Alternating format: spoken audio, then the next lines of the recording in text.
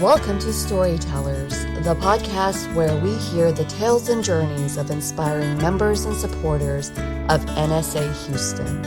I'm your host, Beth Nas, and here everyone has a unique story. So let's get nice and cozy as we spotlight our next storyteller.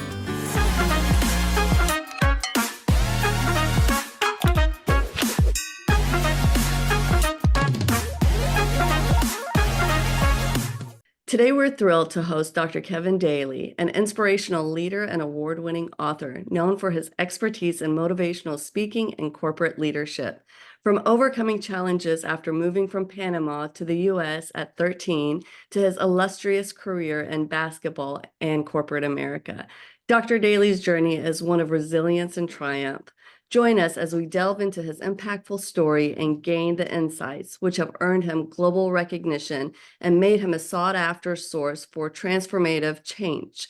Please help me in welcoming Dr. Kevin Daley. Thanks so much for joining us. Well, thank you so much for having me. I'm so excited to have this conversation with you.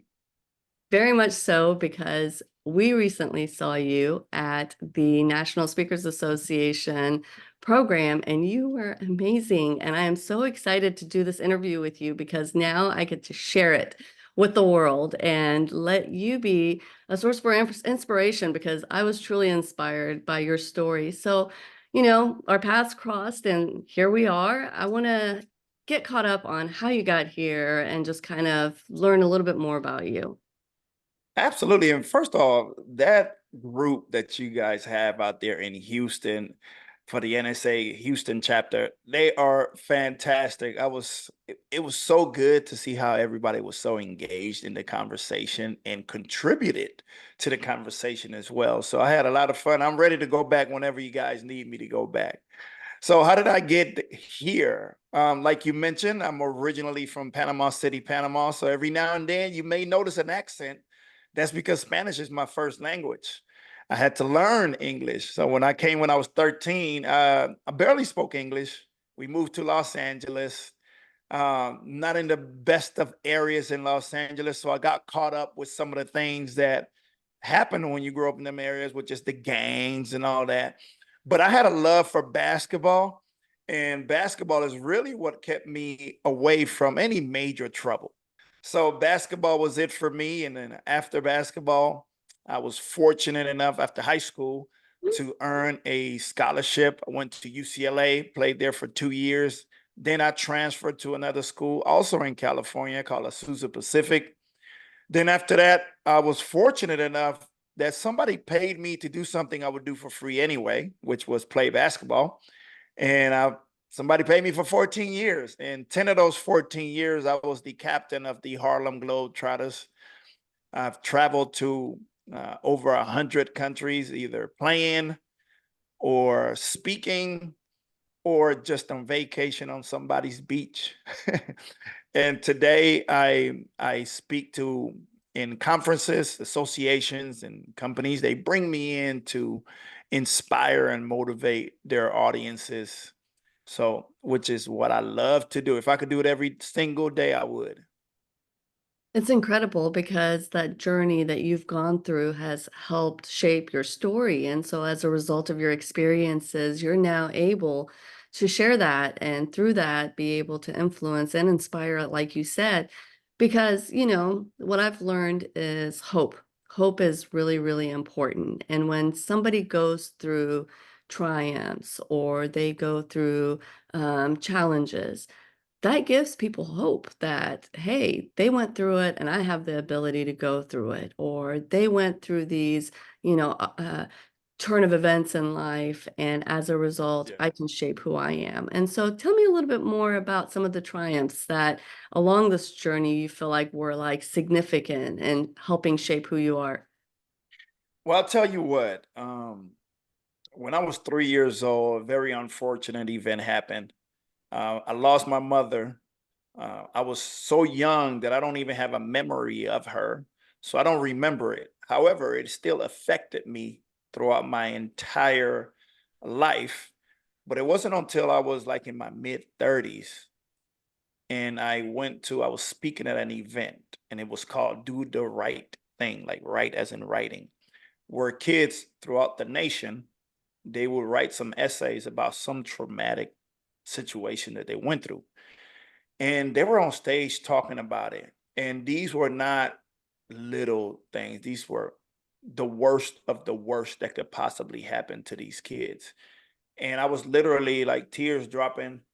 And then I started to think, man, they're being so brave sharing their story. What if I share my story? How many people could that possibly help?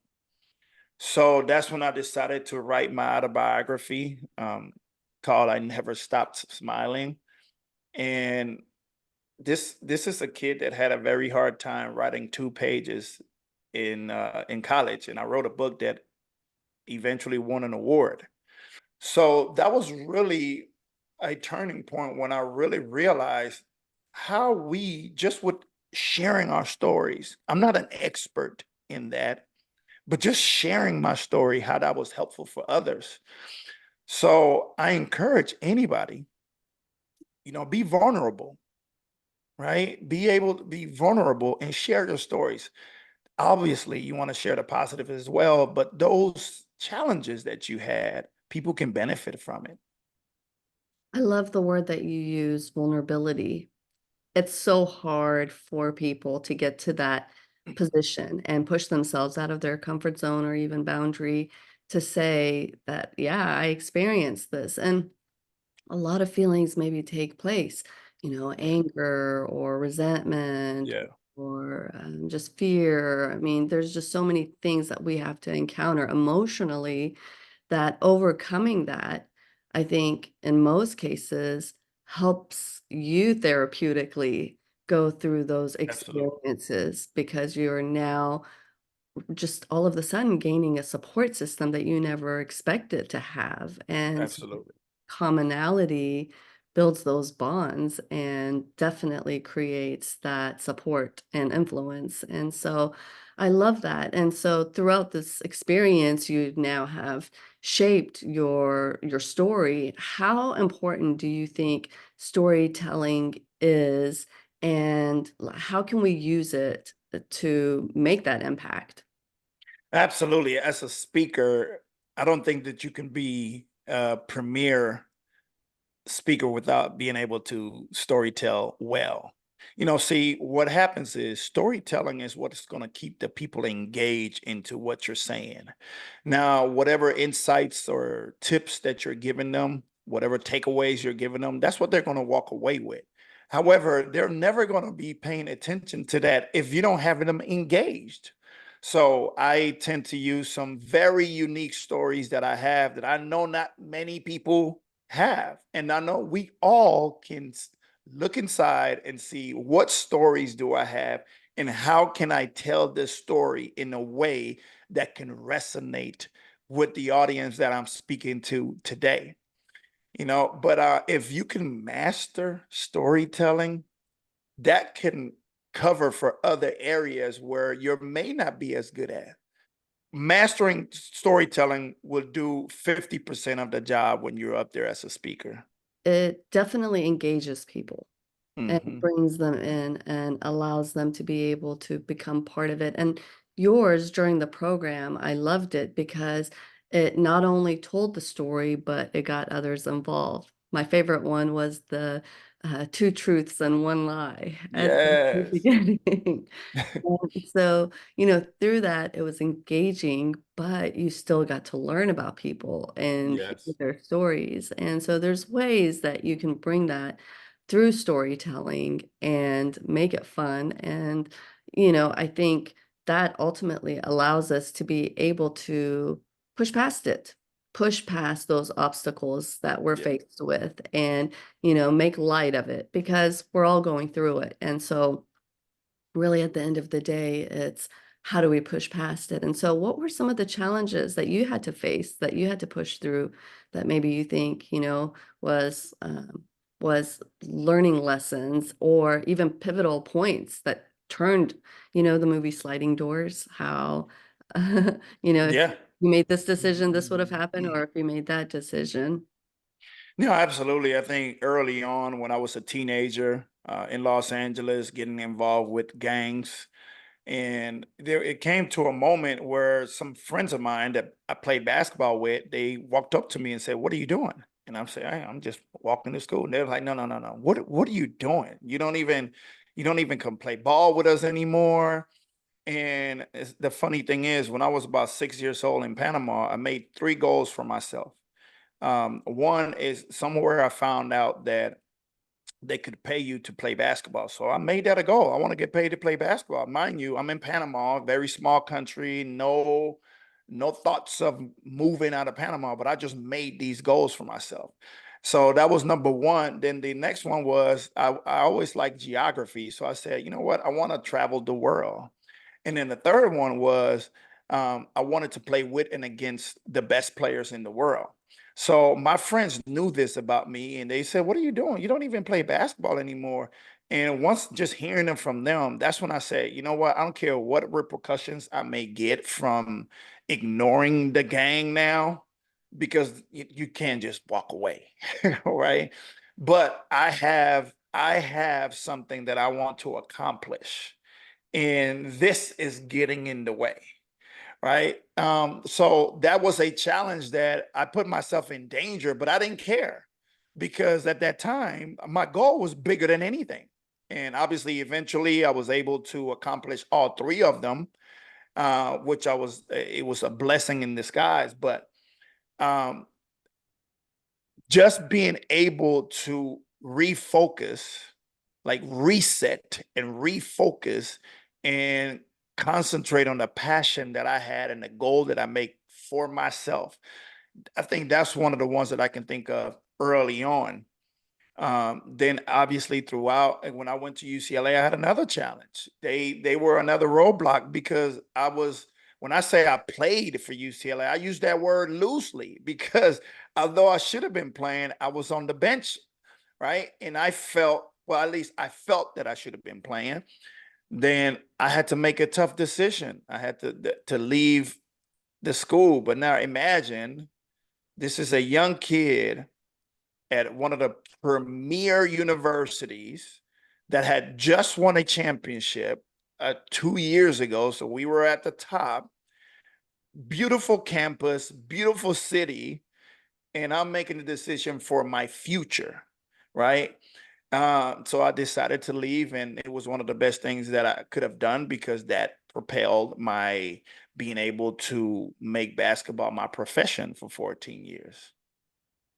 Definitely some hard decisions and pivotal moments. I can't imagine just the journey and how it ends up shaping who you are, because ultimately through that you go through this experience of like having these dreams, having these ambitions, and you like they may be so far out of reach, but like just little wins, just small wins help get you there. And so what were some of the inspirations or role models along the way that helped you throughout that journey?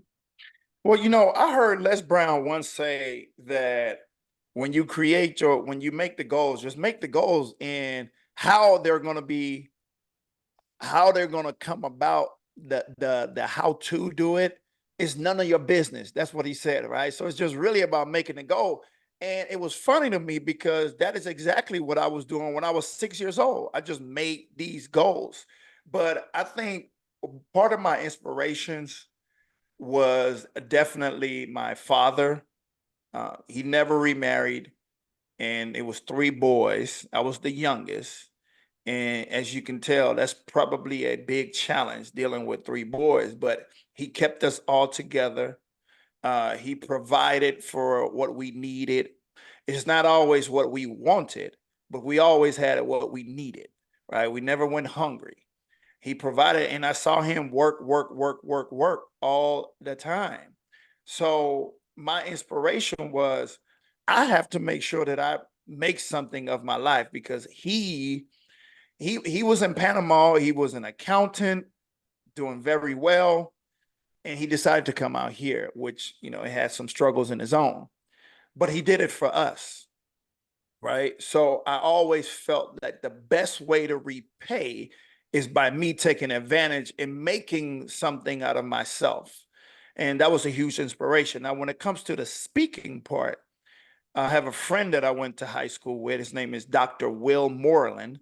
He's a very known speaker. He was just rated like top 10 speaker right now, and he has a very similar background. We was in the same high school, gangs as well, and he was able to change his life around and become one of the biggest speakers that there is out there.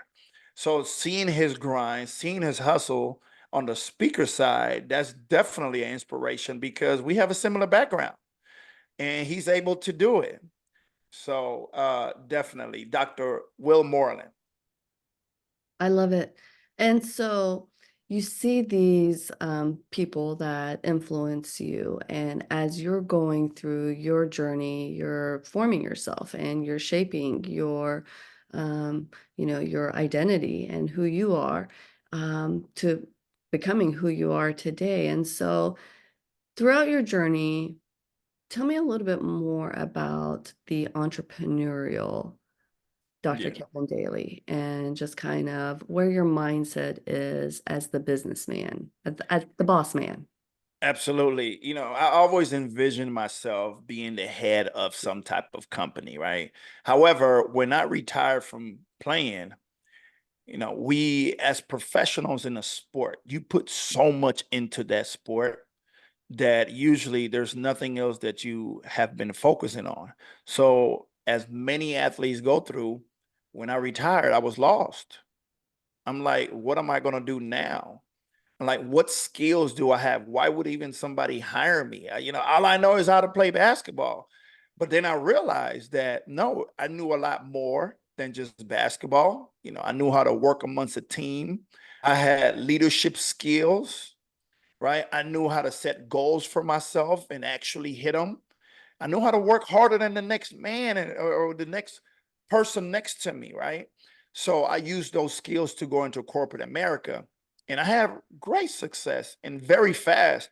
But then I started thinking, I'm working so hard and I'm getting paid for it, but I'm investing into somebody else's dream.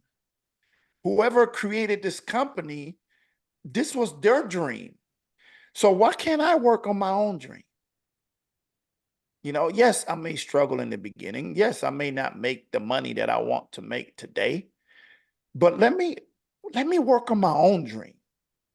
And my dream was to speak for a living, to inspire people, to continue to be able to transform people, to change people's mindset. So that's when I decided to walk away and focus 100% on it. And yeah, it comes with many challenges, but working 16 hours for myself, I will do that any day. It's much better. It feels a whole lot better than working 8 hours for somebody else, and actually investing in my own dream. So yes, it comes with challenges, but those are challenges that I embrace. It's fun when you overcome some of these challenges. But then also, you can also mold the company into what you want it to be. You can create the identity of the company the way that you want it to be, the brand. Remember, we talked about branding a lot. You can create that. So to me, that is rewarding for sure. Absolutely, yeah, and that's the beauty of it is you have complete control over it. You can do whatever it is, and part of that we talked about during the presentation was core values and Yes. really bringing in those core values to express who you are, where you stand, and what your mission and your vision is. And so, how would you say that your core values have shaped who you are as the business owner and Yeah. person you are today, the influencer? Well, the first thing is I had to find what those core values were because I didn't know what they were. I didn't know anything about core values, especially for like a company. But the one that's always stood out and the one that I focus on the most is just integrity. I think when you work with integrity, everything else falls into place, right? If any actions that you take are with integrity, you know, things are going to be positive from that point on. Even when I'm working on my presentation for my clients, I'm got to do it with some integrity for me to give them my all, right? For me not to cut them short of the what I can possibly bring to the table, right? And I want to challenge everybody to find that core value within you and stick to those core values, because your brand is going to be built based on these values for sure. That's that's definitely really important, and I think that's one of the biggest takeaways I think the audience can take from this is really identifying and digging deep. It's not gonna be easy, but Right. really taking that interpersonal time to identify what it is that you inherently believe in, and I know you and I talked a little bit about my journey too, and same Right. situation. You dig deep, and sometimes you have to make some tough choices, but at the end of the day, it embraces who you are in the core, and that's why they call it core values. Absolutely. And so I love that. I think you have been so inspirational that a lot of people are definitely influenced, and you impact the room. And there was so much energy when you were there. Why do you think that is? Why do you think Mm. people get that feeling and that experience? Maybe it's because of my passion for it. I think when you're passionate about something, you don't have to force it. It just comes natural, and people could feed off of it, right? And it just radiates, right? It's like an energy that comes off of you. So definitely finding what you love and embracing it and telling your story and your journey allows you to be able to build those common bonds with people and inspire them. And I think overall, through that inspiration, people are saying, well, he has come throughout this journey and experienced different obstacles and challenges and wins along the way. And so now here I am, I'm starting out. And so, what type of advice would you give aspiring speakers, trainers, Mhm. coaches, just people that are in this industry wanting to be able to just push themselves? Absolutely. I think the first thing they need to find, what is that message that they want to share? You know, what is that core message that they want to share, and who could benefit? And from there, find who could benefit the most from this benefit. I'm sorry, from this message that I have. Right. And now you have a message, you know who to target. Right. But the number one thing that is going to make you do well is by being authentic, being an authentic speaker. Be authentic in the way that you present, be authentic in the stories that you share, be authentic in the experiences that you talk about. Just be an authentic speaker. If you look around at the greatest speakers out there, if you look at Les Brown, Tony Robbins, and you just go down the line, all of them are very authentic. Even Gary Vee, he's authentic in his own way, right? Just be authentic to you and figure out what that is. It took me quite a while to figure that out for myself. But once I figured that out, I was a whole lot more comfortable when I was on stage. And I think I was better received by the audience because they saw my comfort level, right? No matter how nervous I may be, it's just me being authentic and speaking within my truth. I think that helped tremendously. I love it, and that definitely allows people the ability to trust, and trust Yes. is so significant when you're able to be your authentic self, and that definitely allows us to be able to say, "Well, we trust Dr. Kevin Daley for what he has to offer and what he has to say." So, I love that. Now, I did see earlier you did show your book, and I wanna kinda hear a little bit more about your future aspirations and plans and goals. What do you got up your sleeve that, you wanna fill us in on?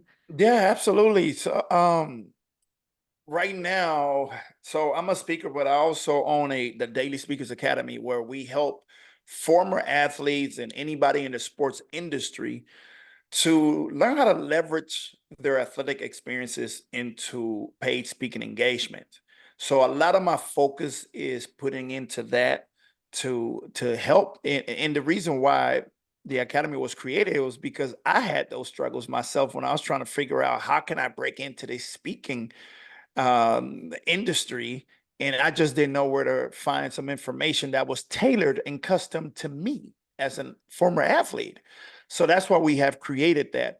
But my goal is just to continue to grow that and help as many former athletes, coaches, other people in the sports industry as we can possibly help. That is one goal. But me specifically and selfishly for myself, I want to be on more stages. We are targeting a lot of more international stages as well for this year. I kind of took a break for a little bit, so now we are in full force, and we've been able to already book two engagements in the UK coming in November. So we just want to continue to grow that side as well and impact more people. The latest, I had a book that came out, I think about 2 months ago, to help these former athletes. This is even the prototype of it, but it's available now from athlete to superstar speakers.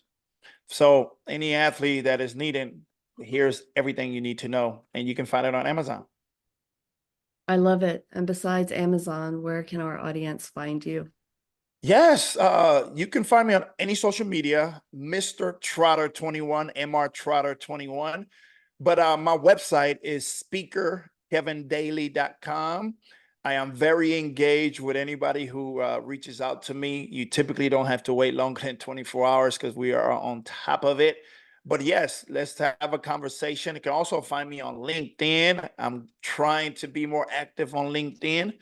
So find me there, and let's just engage in a conversation. And if there's anything that I can do for anybody listening, any pointers that I can give, I'm be more than happy to do so. That is amazing. Thank you so much for joining us today. I am thrilled to have had the honor to do this interview with you. I was kind of sad how we didn't connect earlier, but we're able Yeah. to meet in person and have the opportunity to do this because you definitely bring a lot of value to our audience and our organization. So thank you again for being so gracious and being such a wonderful program presenter. And I look forward to an ongoing friendship. So again, thank you so much for joining us for another episode of Storytellers. As we sign off, here is Dr. Kevin Daley.